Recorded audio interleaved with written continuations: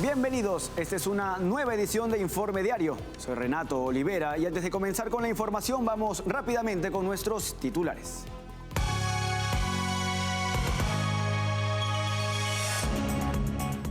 En Venezuela, a pesar de que la dictadura de Nicolás Maduro no ha brindado las garantías electorales, el régimen chavista busca elaborar un cronograma para las elecciones presidenciales.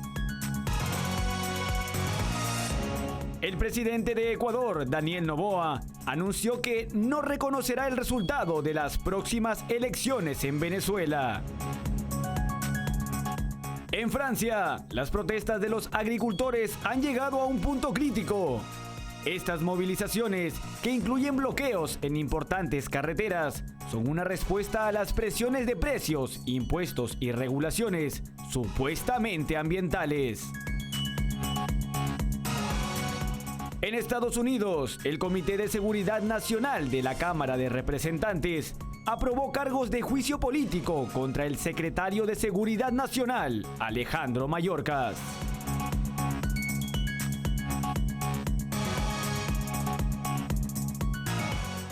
Comenzamos con el desarrollo de la información. En Venezuela, en medio de la falta de garantías democráticas y la inhabilitación de la candidata presidencial opositora, María Corina Machado, la Asamblea Nacional de Venezuela, controlada por el chavismo, convocó a diversos sectores del país para colaborar en la elaboración de un cuestionado cronograma electoral para las elecciones presidenciales de este año.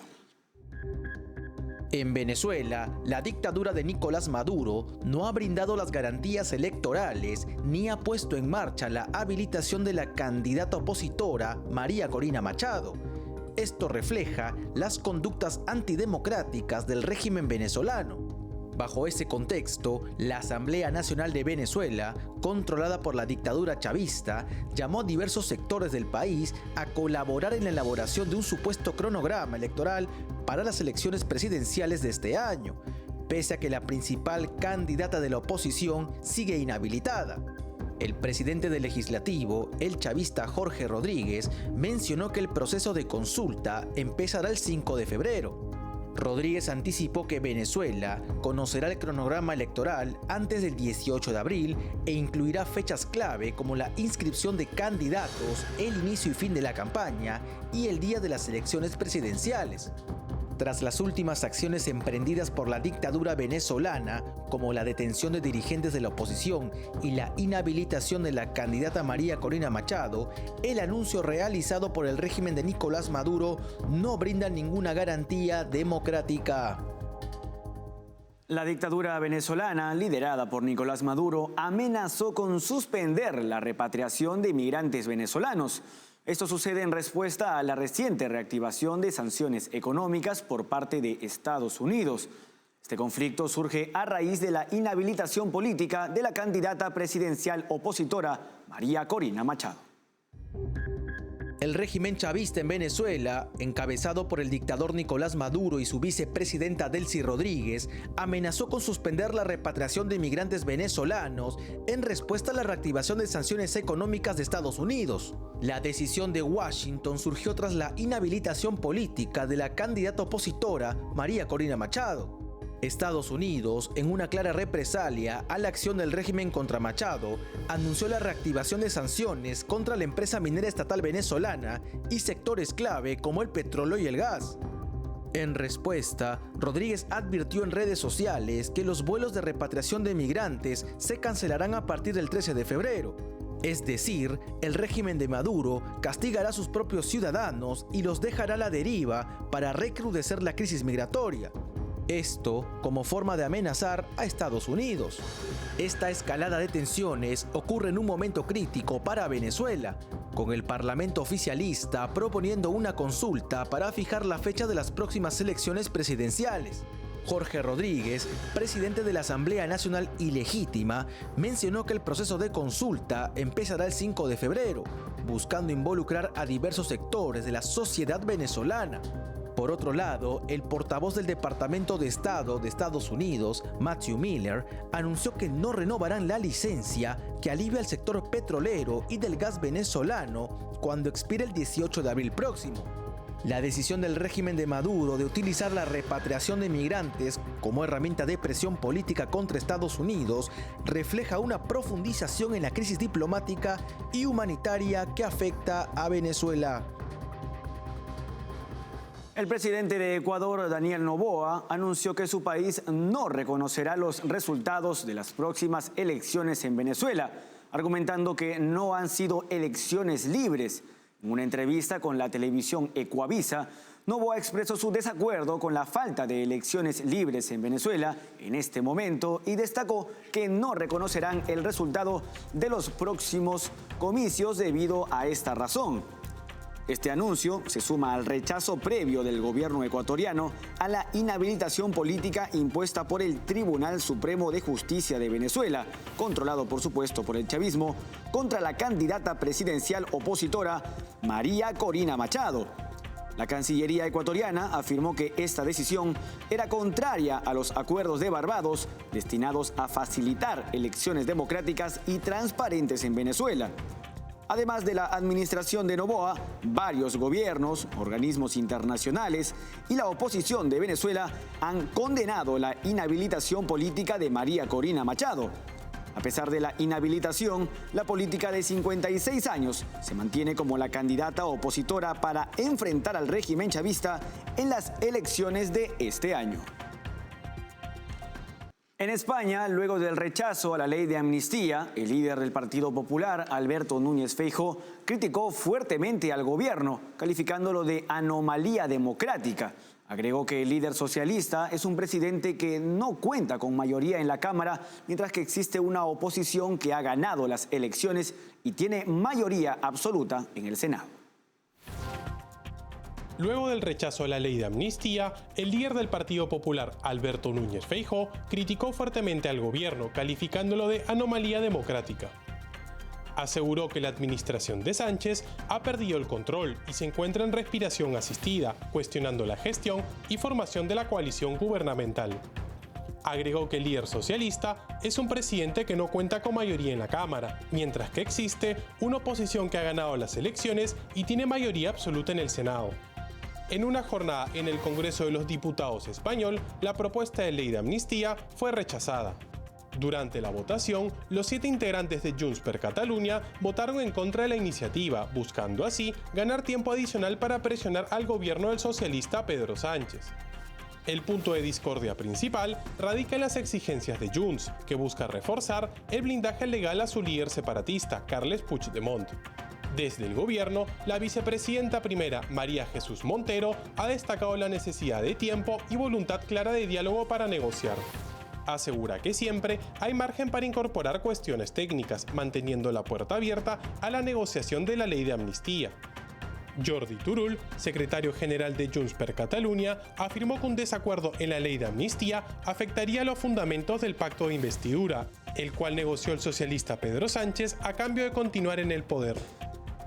El Comité de Seguridad Nacional de la Cámara de Representantes de Estados Unidos aprobó cargos de juicio político contra el secretario de Seguridad Nacional Alejandro Mayorkas, con acusaciones de poner en riesgo la estabilidad del país al permitir el ingreso de migrantes indocumentados. Con 18 votos a favor y 14 en contra, los cargos ahora avanzan al Pleno de la Cámara, donde los republicanos tienen una leve ventaja de 219 a 213 escaños. La votación se espera la próxima semana y de aprobarse se iniciaría formalmente el proceso de juicio político. Los cargos imputan a Mayorkas por violación de la confianza pública y negativa sistemática y deliberada a cumplir con la ley. Se argumenta que no manejó adecuadamente la situación en la frontera entre Estados Unidos y México. De destituirse, Mayorkas sería el primer miembro del gobierno de Estados Unidos, excluyendo a los presidentes, en enfrentar este tipo de castigo en casi 150 años. En diciembre de 2023, más de 302,000 migrantes cruzaron la frontera sur de México a Estados Unidos, marcando un número sin precedentes. Durante el año fiscal 2023, se detuvieron a 2.400.000 personas. También, además, fue todo un récord. Estas cifras han intensificado las críticas hacia la gestión de Mallorca, generando un debate político sobre las políticas migratorias y su impacto en la seguridad nacional. Momento de una pausa en Informe Diario. No se muevan, que regresamos con más información.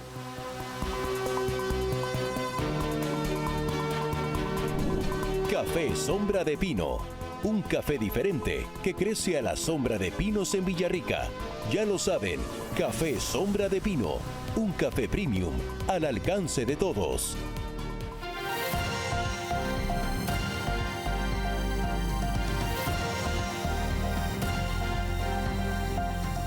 Continuamos con la información. El presidente francés Emmanuel Macron pone en peligro el acuerdo comercial entre la Unión Europea y el Mercosur al expresar su oposición a través de un mensaje a la presidenta de la Comisión Europea, Ursula von der Leyen. Macron busca proteger a los agricultores franceses enfrentando tensiones sobre las políticas agrícolas y comerciales en la Unión Europea.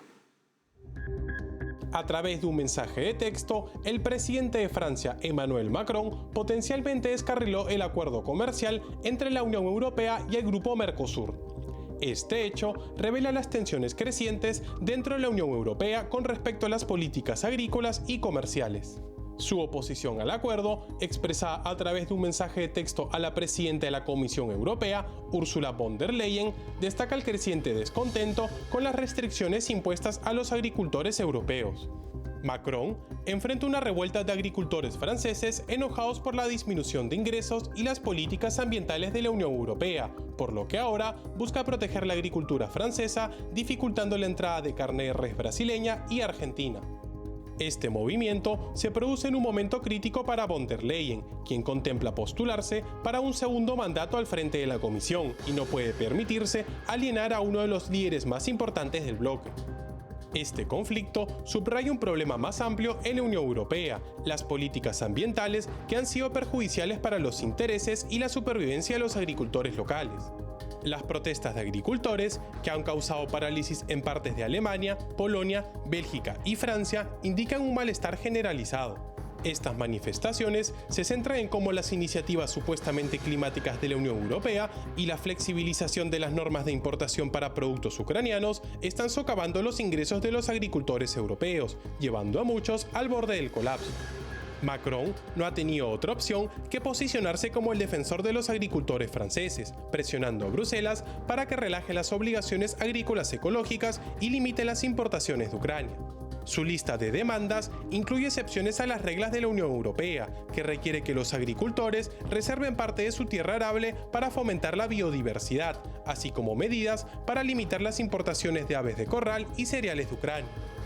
Esta postura crítica de Macron hacia las políticas de la Unión Europea refleja un cambio en el discurso de su gobierno y muestra el impacto del descontento de la ciudadanía ante cómo decisiones políticas de la Unión Europea afectan a diferentes sectores.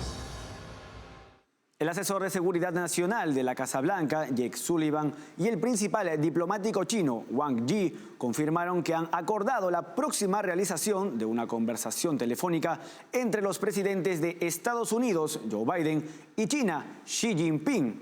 Este anuncio se enmarca en los esfuerzos bilaterales para reducir las tensiones entre ambas naciones. El encuentro entre Sullivan y Wang es el primero de esta magnitud desde el inicio de los esfuerzos de acercamiento iniciados en noviembre del año pasado. Durante meses, las relaciones habían estado marcadas por fricciones, como el derribo de un presunto globo espía chino en suelo estadounidense y las visitas a Taiwán por parte de altos funcionarios estadounidenses, generando tensiones militares por parte del régimen de Xi Jinping. Las conversaciones en Bangkok, Tailandia, se centraron especialmente en la cuestión de Taiwán, destacando las recientes elecciones en la isla autónoma. China y Estados Unidos describieron las discusiones como francas y sustantivas. A pesar de desafíos en temas como tecnología, comercio y derechos humanos, las relaciones entre ambos países han experimentado cierta estabilización desde la reunión entre Biden y Xi en San Francisco en el mes de noviembre. Ambas partes se han comprometido a establecer una llamada entre Xi y Biden como parte de una estrategia de diplomacia de alto nivel. En medio de las tensiones entre Estados Unidos y China, el gobierno estadounidense ha emprendido una operación para contrarrestar una sofisticada campaña de hacking dirigida por un grupo vinculado a China. Esta campaña ha comprometido miles de dispositivos conectados a Internet, focalizándose en infraestructuras críticas occidentales como puertos navales y proveedores de servicios de Internet.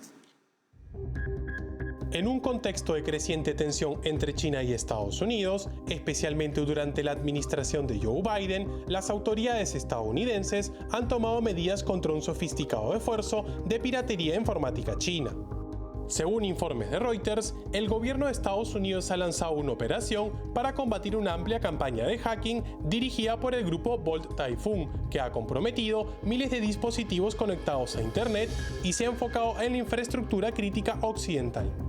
Esta red de ciberespionaje ha alarmado a los oficiales de inteligencia debido a su capacidad para infiltrarse en sectores claves como puertos navales, proveedores de servicios de Internet y utilidades. La campaña, que se descubrió inicialmente en mayo de 2023, ha ido aumentando su alcance y cambiando sus técnicas en los últimos meses. La gravedad de esta situación llevó a la Casa Blanca a convocar reuniones con la industria tecnológica privada, incluyendo a compañías de telecomunicaciones y computación en la nube, para solicitar ayuda en el seguimiento de esta actividad maliciosa.